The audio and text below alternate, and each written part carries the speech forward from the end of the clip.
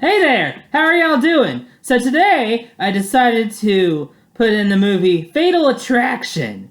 Now, even though it is not on the top 250 or bottom 100 of the IMDb, I have decided that this is a worthwhile movie to look through and to see how I feel about it in comparison to the rest of the movies on the list. And I also have my special glass of Fatal Attraction wine, and quite literally here, as you may be able to see, this bottle is named, in fact, Fatal Attraction. So I'm going to enjoy this for sure. I'll let you know how it goes.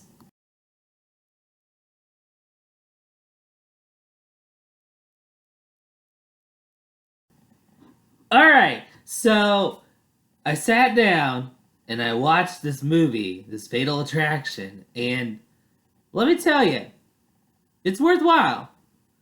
So we start out with the opening credits as they roll, and oh, wait a minute. I see the production designer is Mel Bourne. I guess he's from where is he from? Australia? So anyway, you see that there's some build up, and you see Michael Douglas and his wife, and no, you did not put in the movie Basic Instinct. This is yet another erotic thriller that just so happens to have Michael Douglas in it within the late 80s, early 90s time frame. You know, a little different premise though here. So he's at this dinner, and it's for an exercise uh, guru from the Japanese, and he meets this lovely lady named Alex Forrest, and his quirky and sort of lovable co-worker companion, whatever you want to call him, is falling for her, but she's not having any of it. But Michael Douglas, or his character Dan Gallagher, makes a little bit of small talk with her, and they seem to get along just fine. But, nothing serious right now. And so you think, okay, they said hi. That's nice. That's cool. So then, he happens to be meeting with some of his bosses and his legal side of things on a Saturday. And he oh so cleverly holds a mug with an I love NY, just in case we didn't know it was in New York City, which some people might not, but a lot of these big city productions are in New York City, so it's par for the course here. Anywho, you see Alex is a substitute for someone, and Alex and Michael Douglas, and that's just what I'm going to call him from now on. Just call him Michael Douglas.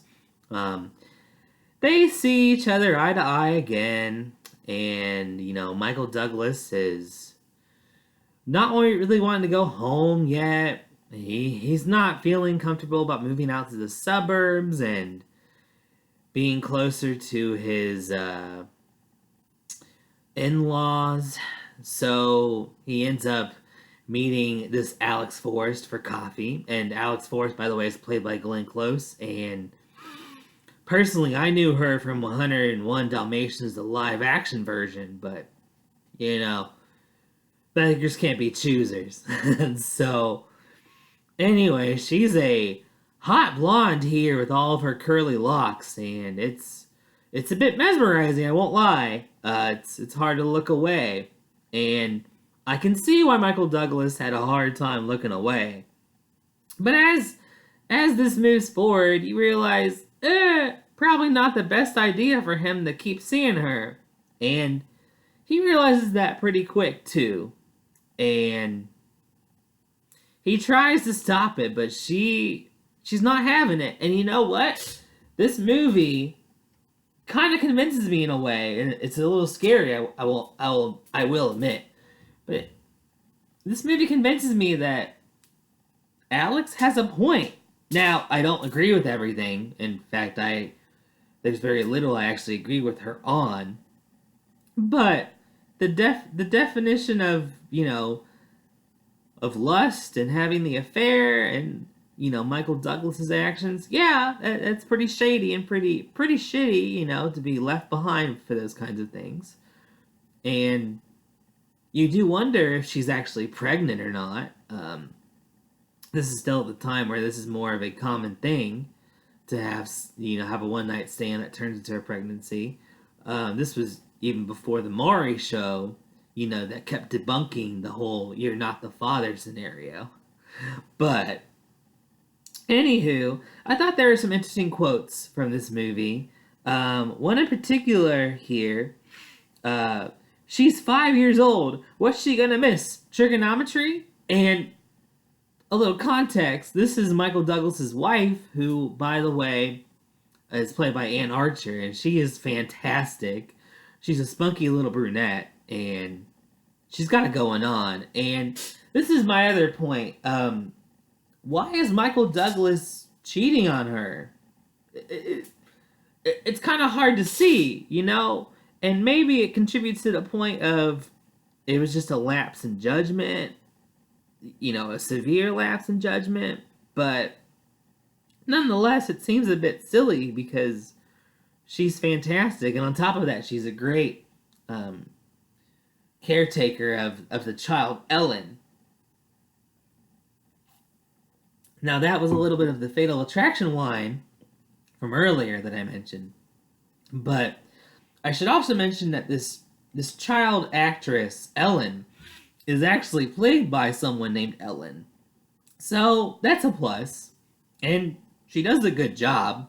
So I can't really blame her on that. She did great, actually. Now, here's my real question. When people are in a committed marriage, what do they do to resist the urges that come to explore something new? Now, I'm not saying people in marriages should just explore different things, when they get bored. This is more of my ponderance of, well, you've been working with the same thing for quite a while now. What do you do to spice things up? What do you do to remember, hey, this is bigger than me. This is bigger than my needs. This union is for both of us and for something even bigger than both of us. What does that really boil down to? For a great deal of people, it's a spiritual element. They'll talk about how marriage involves Jesus and whatnot. And for others, they just want to make sure that the person that they're married to isn't boning anybody. Maybe it's a little blunt, but, some people, that's how they are. They're a little blunt. They might smoke them too, but that's not the point. So, you have this Alex Forrest, who Glenn Close does a fantastic job because I can see why Michael Douglas was hooked by her, but I can also see why he was scared of her too, because, he realizes pretty quick that he fucked up. And I admire him for that. Granted, he messed up, and that's, not the best thing out there. Not even close. But he at least realizes his mistakes, and he's trying to recoil, but Glenn Close is not having any of it. And this is in the 80s before all of the real stalking came into play, that you could have all sorts of microaggressions and really monitoring everyone's moves. So the fact that she got most of this shit right is impeccable and creepy as all get out. And some of the other things that come about before Michael Douglas really ditches her for good is the discussion about the opera and how spaghetti goes wonderfully with the opera, and how Madame Butterfly has that part where the lady kills herself, the love interest. And you get this idea that, Glenn Close is probably going to kill herself. This character that she's playing of Alex Forrest. She's probably going to kill herself. And from what I've heard, original cuts had that happening. Now, the ending in this movie is a little different than that, but we'll get there. So then there's more discussion about that. There's even, glasses of wine that get poured, and I thought it was perfect to have my glass of wine here, But I digress. And so, even though Alex Forrest was a crazy, insane character, and I do mean those in all terms, in all facets of that word, I have to admit, there were times I was thinking, Michael Douglas, why are you not agreeing with her? How is she in the wrong? Why was she being correct? I think just the tact that he showed, and just the whole dumping of her along the side of the road, and yeah, that's frustrating. If you're gonna spend the time seeing someone else besides your wife, why are you feeling guilty now? Why aren't you just following through? How half-assed are you? Are you half-assed at everything? Can you commit to anything whatsoever? I do find it a little ironic that, when Alex says that she's pregnant and Michael Douglas says, well, how do you know that it's my baby? And she looks at him and she says, I don't fool around. As not only to give herself a sense of naivete or piety or, innocence, but on top of that, imply that he is just the most wretched human being, and yet she loves him and wants to quite literally have his babies. It's an interesting cluster of things. Now, and then they go on, and then she says something along the lines of, well, if he told me to fuck off, I'd have more respect for you. And what does he try to do? Tell her to fuck off. And that's too late. That ship has sailed, and she's not having any of it. And then this is the time of the movie where she ends up cutting herself. And frankly, this was the very first time when I first seen this movie about a year or two ago, because this is not the very first time I've seen this movie, it's the second time. But the first time I saw this movie was about a year or two ago on Netflix. And I didn't realize people actually cut themselves, and I saw this in this movie, and I thought, oh, that's spooky. She actually cut herself. That's bizarre. That actually scared the shit out of me more than most things did, because, well, maybe I just didn't think it was actually real. Anyway, Michael Douglas, swoops in, tries to take care of her, but then leaves because he knows he needs to get out of this mess now. And then that spaghetti that his wife made for him, he feeds to his dog, and I'm sitting there the entire time and I'm thinking, ugh, could you just give me that food? I'm in the mood for some spaghetti. Hell, if you don't want it, I'll take your spaghetti. Why would your dog want the spaghetti? It's not like he gives a damn. Whatever. So, the other thing I thought about was that this movie proves a point about how you really can't just bury everything under the rug when you've made a mistake.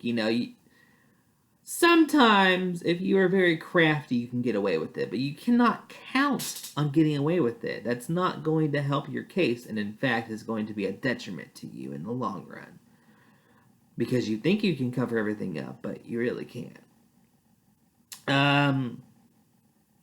Then there's this whole move about how they're going from the city, the apartment, to the suburbs, and Michael Douglas's in-laws have this house out in the suburbs, and they're wanting to move closer to there, and he's already feeling iffy about them, and then this woman comes into his life, and then he's really feeling iffy, and he's not having it.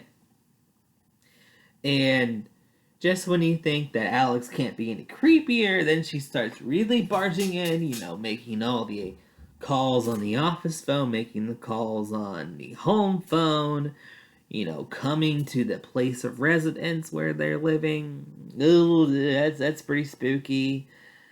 And she keeps talking about this peace offering for going to Madame Butterfly, which, if it was any other musical or any other opera or for any other performance, I would have thought, yeah, probably. Except they had already talked pretty intimately about Madame Butterfly and how it was just so important to both of them.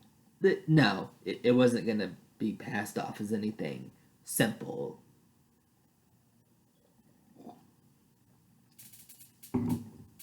Now, I have to admit, one thing this movie did that I really appreciated was it didn't have a lot of gore, but it was very gritty. And it really took you on the edge of your seat. Now, of course, keeping this in mind, it's been about 30 years since this movie was released. A lot has changed since then. The 80s were a much more exhibitionary time than this decade has been.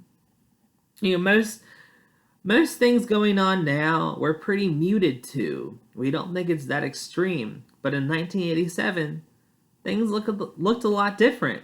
Hell, my sister was born this year, and I was not even alive yet. So, times change. I'll just leave it at that. And I felt that Michael Douglas's character was actually human. He wasn't a total bad guy. He did have sympathy. He didn't want to see Alex cut herself.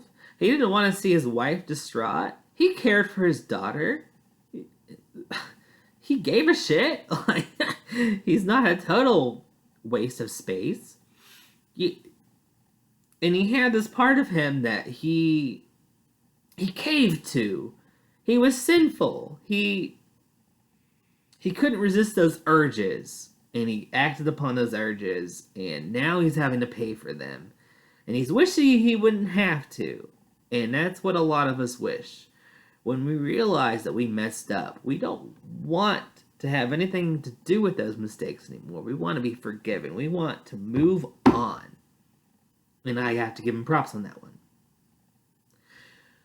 That being said, it doesn't always work that way. And especially not with Alex Forrest or Miss Glenn Close in this case. And she says that she's pregnant, and Michael Douglas says, okay, what do we do now? How much can you really do? And at some point, he breaks and enters into her apartment, tries to figure out more about her, tries to tell the police about her. They get a little bit here and there. And you can tell that Glenn Close is really starting to break now. And then he comes back home after this whole investigation, and Alex is there talking to his wife. And that's, I gotta admit, if I had an affair with my wife and I cheated on some pretty blonde, and the pretty blonde was in the same room as my wife, and when I came back home, I'd be spooked. I'd be more than spooked, actually, but I would at least be spooked. So, that reaction seems fair to me. And some of the quotes that Alex has are just rock solid. For example, the you can't fuck me, why don't you just hit me? And this is really just showing just how much she sometimes doesn't think she has the power, but she knows she has it at the same time. And what I mean by that is that she doesn't act like she knows everything, but deep down, she has that core feeling in her heart that she really does. And she knows what made Michael Douglas tick, and she knows what will make him tick.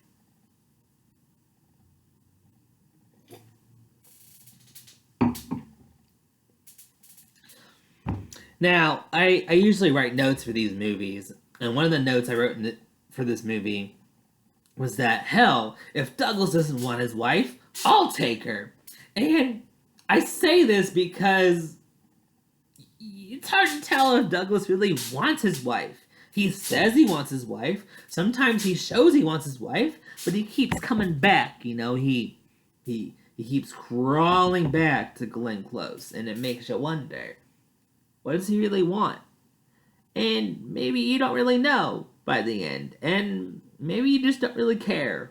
But my point was, if he didn't want her, I know someone that would. End of story. So then Alex keeps scaling up her game, because what else is she going to do at this point? It's 1987. What else does she have? This is 80s business world. Everything's already over the top anyway.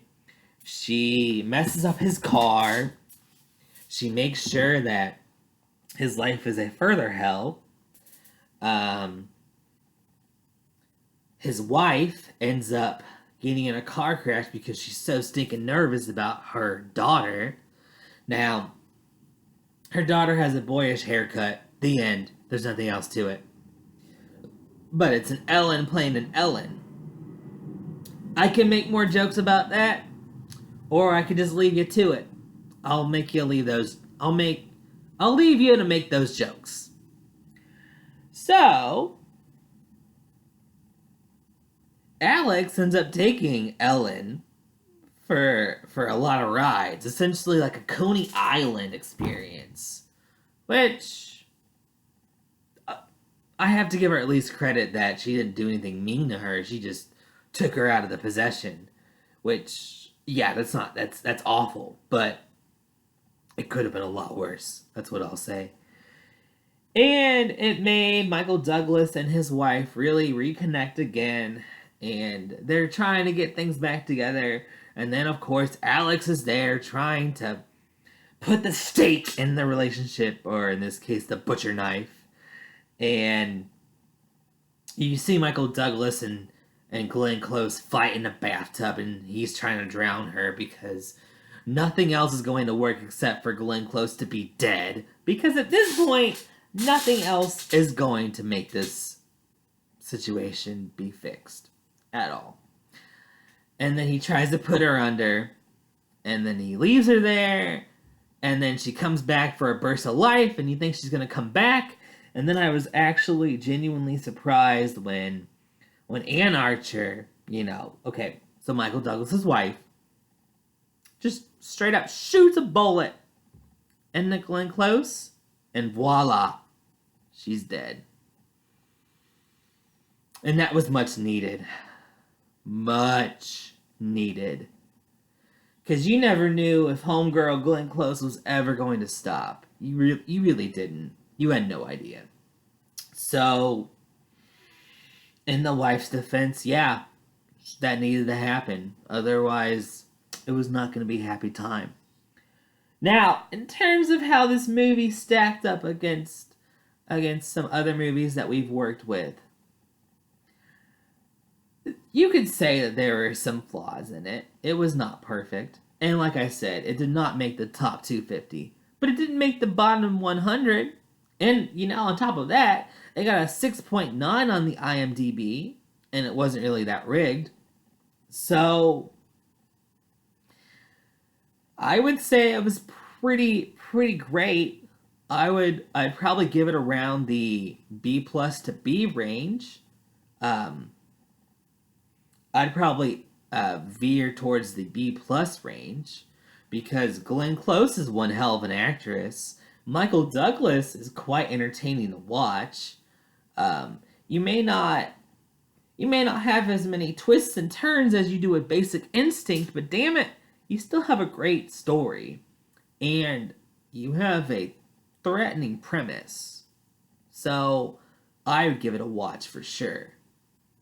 Now, if you're looking for something brand new, you're probably not going to find it with this movie. But that's not what this movie was made for. This movie was made to have the thrill of your lifetime. And maybe the thrill of your lifetime is not the same in 2016 or whatever year you're going to be watching this video in as it was in 1987. But this still has quite a few thrills, and it's worth your while. So I would recommend watching it. And you don't need any booze. I just included the wine because I happen to have a bottle named Fatal Attraction, and that was a mere coincidence. Now, if you'll excuse me, I'm going to have some fun with this. Alright, have a good night, y'all. Bye.